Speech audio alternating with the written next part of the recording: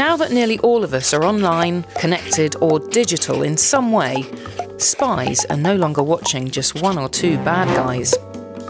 Instead, the UK and US governments are both collecting massive amounts of information from the things we do on our phones and over the internet.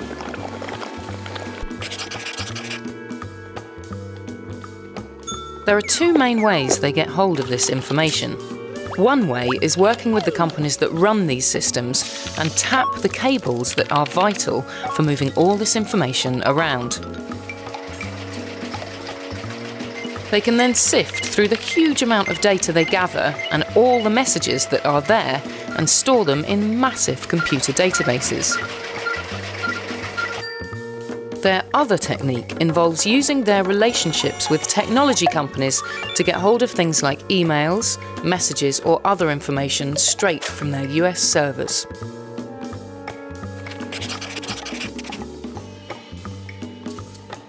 The spy agencies do throw away most of the content they collect.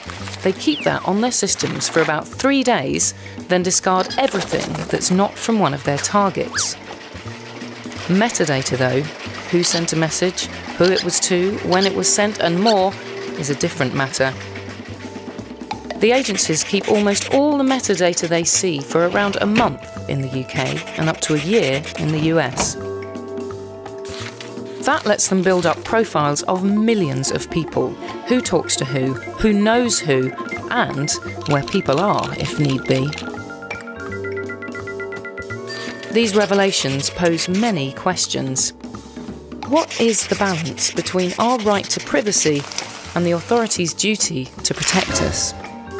Governments in America and the UK argue that these surveillance programs help keep us safe from terrorism.